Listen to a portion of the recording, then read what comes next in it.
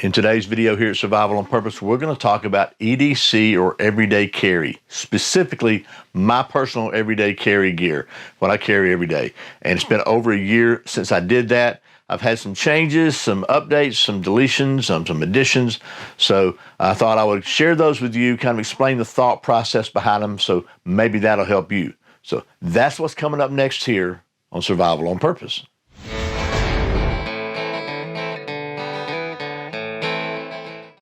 Welcome back to Survival on Purpose, your home for trustworthy information and gear reviews related to camping, survival, and general preparedness for regular folks. My name's Brian. Thanks for joining me. And as I said, today we're going to talk about a general preparedness topic, EDC or everyday carry. Talk about what I carry on my person, on my body, and maybe a couple of other little side things. And like I said, I've had some changes. I've done one of these about every year for the past few years, and hopefully it helps. I'm just kind of like to talk about, maybe gives you some ideas about some things maybe you haven't seen, and maybe the thought process behind it. So we'll get started with this. So as I said, there's been some changes. I'll go over those as we go.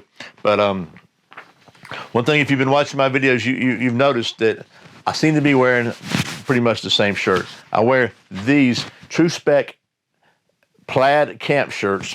That's pretty much what I wear because I just found them. I really like them. They do a really good job, I think, of not printing very badly. I'm wearing my pistol, Glock 19. We'll talk about that in a minute. And a magazine here. And, you know, if I bend over, you might see something poking out back there. But I like the Plaid because the Plaid kind of breaks up the outline and doesn't look all, super tactical. Now, these, unfortunately, have been discontinued. I don't know who made that decision, but I'm really mad at them. But hopefully these will last me for a little while. So anyway, that's a TruSpec camp shirt. Before we get on further down, watches. People ask me about this watch.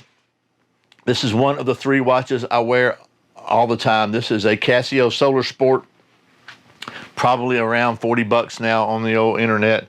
And I also have the Sunto watch band compass just clipped on the side there, and it's pretty accurate. It's a little, certainly you're not going to go orienteering with this thing, but it'll tell you which way you're going if you need to. And so this thing is waterproof.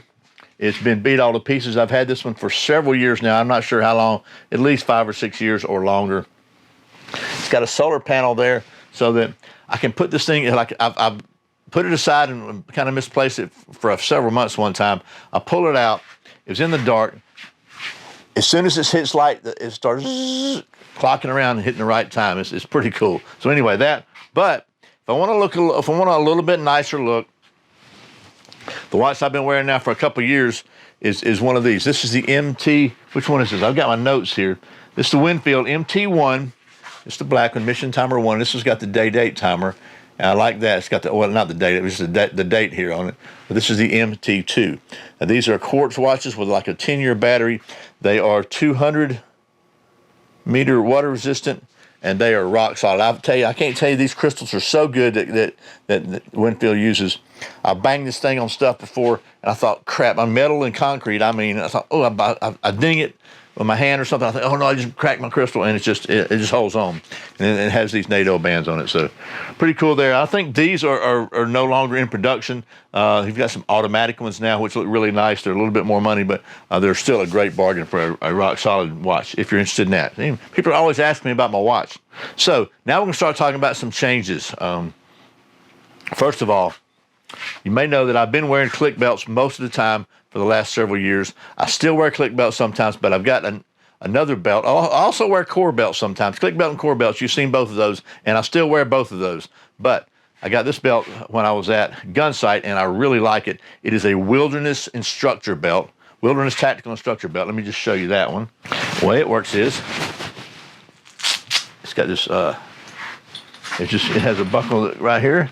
You buckle this thing up, and I've got it off center, so if you're OCD, that really bothers you, but it doesn't bother me because that keeps the buckle out of my belly, and you just cinch it over, and you can just Velcro it. So it's very, very solid. It's a good gun belt, but I like it. It's just pretty easy to use. So that's the Wilderness Instructor belt. You'll also notice another change. I was carrying this Glock magazine pouch, which is pretty decent, but it's got these wings on it. I decided to change to the, this is the Blue Force Gear 10-speed pouch. and it's an elastic pouch, so you can put a lot of different size magazines in it. It doesn't reholster the mag quite as quickly, but that's really not an issue in every day. If you're training in a class where you have to do a lot of reholstering and swapping mags out, it might make a difference to you. But real world, it doesn't. And I like this because it's smaller, it's softer, and it's just, I like it. So there you go. There's that one. That's the Blue Force. And by the way, these come in two different versions. They come in like a MOLLE attachable version, a vest, and then they have the belt loop kind. This is the belt loop version.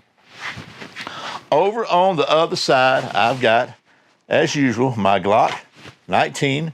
This one has XS F8 sights, not big dots. And I've got it, as usual, in my hog holster because it's never let me down through multiple classes. Now, here's something brand new. This is I went to a class at Tactical Response, advanced medical class, and some guys there showed me this trick. To carry a rat's tourniquet. Now it's called rapid tourniquet. It's no longer called a rat's tourniquet, but you stick it in your belt. I've got mine doubled over. I'll show you because I'm not as tall as some of those guys, but you just pull it out and you got it right there. And I've just got it doubled over like so. I put it over my pants like so and put my belt around the front of it and just run this down my leg. Now I know somebody is going to say, that rat tourniquet doesn't work. It's not TCCC certified, blah, blah, blah. Oh, well, all I can tell you is this rat tourniquet absolutely works, and it is the fastest tourniquet I can ever put on. So, and I've been carrying this since I went to the advanced immediate action medical at Tactical Response, which was a combination force on force and advanced medical class where we had simunition. You get hit in the arm or whatever, you got to put a tourniquet on. This is the fastest one, and it absolutely works. And another reason that I started carrying this one is because I've got a brand new grandson, and none of the windlass tourniquets that are TCCC whatever will fit on an arm that big around, on a baby's arm or leg that big around. He's got some chunky little legs, but about that big around. They won't do it because they just won't go that small. This one will. So not only is it better for, really it's great for kids, but for me, it is the fastest tourniquet. Now, it's the least comfortable probably to put on as far as hurting goes, but tourniquets hurt anyway. But it works, and anybody that says it doesn't work, they're wrong. I'm sorry. I don't care what kind of certificate, whether you're an EMT or this or whatever. The only issue that I know of that I would agree with on is if you're like Arnold and you got gigantic, huge thighs, then this might not it might not be long enough to get a good seal on your thighs, right? But for most normal humans, this thing works absolutely great. So there you go. And if you don't like that, I don't care because I carry it. So there's that. And then next, this is a change. I was carrying the last time I did a video. I was carrying this Gerber tactical pin, Gerber Impromptu, I think. I've changed to this Bastion Gear bolt action pin for a couple of reasons. I don't know where I was going to show you the Gerber again, but I can't even find it. I put it up somewhere. But one of the reasons is because it doesn't look super tactical, right? So it doesn't look all scary. That Gerber had like a glass breaker on it and stuff. It's also really cool. I like the bolt action. It doesn't inadvertently get opened and pushed in your pocket. It's smooth on it, so if you had to poke somebody with it, you could. But it also writes really well, so just a very nice little pin there. So that's the one I've been carrying when I carry a tactical pin. I don't carry it all the time, but I carry it most of the time. Something else you've seen on the channel, but the last time I did a video, I was pretty much using Wrangler jeans. I've stepped up because I needed to find some pants that would cover ankle holsters and ankle med kits because that's how I roll. So I've done a video about these, but now I'm wearing pretty much exclusively the 511 Defender Flex tactical jeans. And what's cool about them is, you see, I've got my knife in this watch pocket. You can see it's deep enough to keep a full-size knife in. It also has these extra little pockets, one back here and one over here where I've got my flashlight. Just you can put a full-size AR-15 magazine in there if you like to. And then you can't really see, but it's big enough to where it really doesn't just look all weird when I'm wearing my ankle stuff. So that's the jeans. That's a new thing. An old thing is just still here. The old VanQuest Vault. I think this is the Vault 2.0 RFID blocking wallet. Man, this thing has been, I don't know, years and years I've been using this thing. It's a front pocket wallet, and it's still holding on. And the other pocket, I always carry this Swiss Army Classic. This is a different one because somehow I lost one, so I got this blue color one. But this just, man, this thing is so handy. It's got a pair of scissors, it's got a tweezer, a toothpick, a knife, and a nail file. I would be lost without this. I mean, literally. And then my favorite ferro rod, the one that has a little canister of gas on it, it's mini Bic.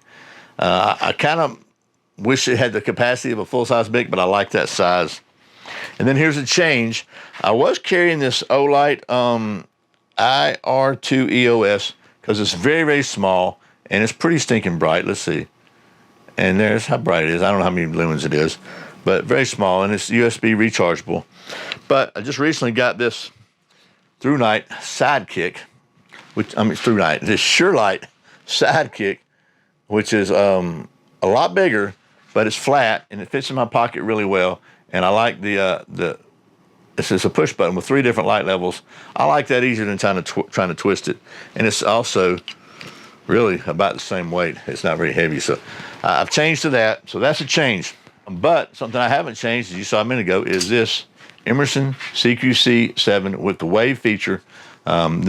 This one's been in my pocket longer than any knife that I think I've ever owned that I haven't changed. I just really like this. I like that wave opening. I like the knife, but I will say this chisel grind is kind of messing me up a little bit because I need to get this thing sharper, and I haven't had a lot of success sharpening this. So maybe I need to talk to the folks at Emerson, ask them what to do. I think I maybe need to strop it, but anyway, I like this knife a lot. So it needs a little sharpening, but it still gets the job done for me. But I gotta get the edge up on it pretty quick. In the other back magazine pocket, I got to have another flashlight, and this is the Surefire Stiletto. I've said it before. I'll say it again. This is my favorite flashlight I have ever owned. Now, here's a big change. This was my ankle gun. I carry a backup gun in case I need to arm somebody else, or just, hey, you know, and that's what people don't understand about backup guns. They think, oh, why don't I need? I just carry an extra mag, or why do you need extra guns, or whatever. Sure, if you have a serious malfunction with your pistol, it's always good to have a backup. But really, another option for this is if you're with your wife, or you know, if your kids are good enough, they have enough experience with a gun, you trust them to shoot a gun. If something really bad goes down, you can say, here, take this gun, go get in the closet, go hide here, and until I come back. And if anybody but me comes, you know, or the police, you know, can defend yourself. So that's just a way to arm somebody else, but also just in case you need another gun for whatever reason. So this, anyway, was my Glock 48. I'm sorry, 43. This is a 43. And I have upgraded, or maybe, you know, I've changed anyway, to, let me get it out of here, a Glock 26. Now, you'll see a pretty good significant difference here if you look at these. Not a lot of profile difference, but you see the thickness. The Glock 43 holds 6 rounds with a stock magazine. The Glock 26 holds 10 rounds, so 4 more rounds. But there's an additional advantage to this, and that is the magazine, my spare magazine for my Glock 19 will fit in my Glock 26. Now, it's going to stick out about 5 rounds worth, right? Because it's 15 rounds, but it'll stick in there, and it'll feed, and it'll shoot, and it'll work. So that's really the reason I changed, because if I do have to go to that backup pistol, if something really happened, whatever, you know, to my pistol, and I needed a pistol, I could have the extra magazine. So that's, anyway, it's a little bigger on my ankle, but it's worth it to me. And then, still carrying this Warrior Poet Society ankle medical kit I got from the folks at the Skinny Medic, and it's this is the one that I have my I have a cat tourniquet in, which I like cat tourniquets. Don't misunderstand me. I like cat tourniquets, but if I'm in a hurry, I can pull that rat's tourniquet out and have it on my arm quicker than I can put a cat tourniquet on, and I can have it on a baby's arm where I can't even have a cat tourniquet on. One thing I will say about checking your med gear, especially if you carry it in an ankle kit that's going to get something that's going to get a lot of wear. I had to replace my NPA nasopharyngeal airway because it was in the one I have now is in a plastic pack. This one was kind of in a paper pack, and I just looked at it one day and it was all gnarly and broken and open. I need to check my hyphen seals because you can see they're starting to look bad. So my chest seals, got to check those. So the point is you need to check your med kits and make sure the stuff hasn't expired or isn't old or whatever. Something else I added to this since the last time, I put one of these Rescue Me's in here.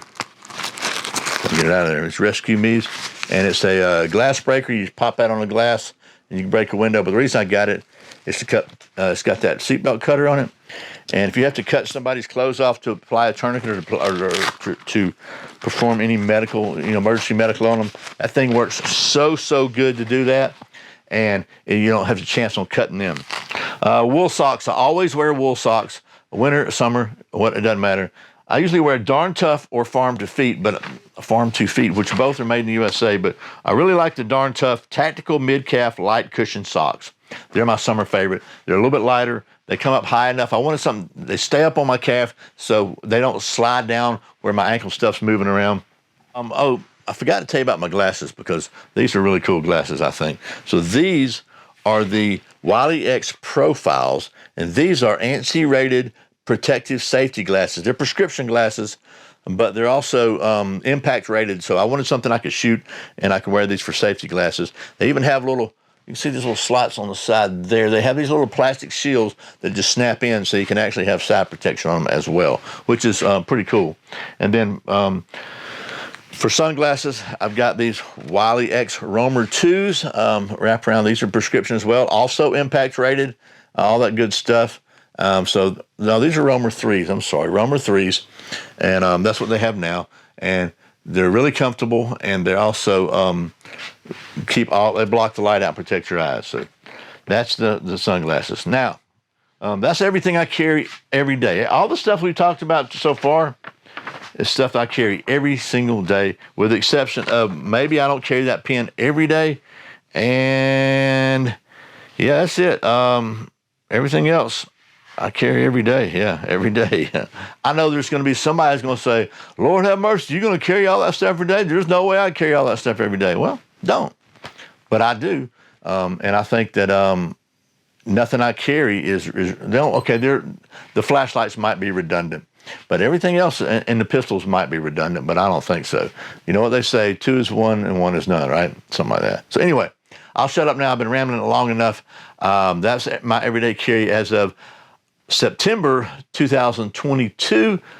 It may change again, but it probably will change again as I learn and grow. But hopefully this has been helpful to you, and I really appreciate you watching Survival on Purpose. Remember, survival's not an accident, so be prepared.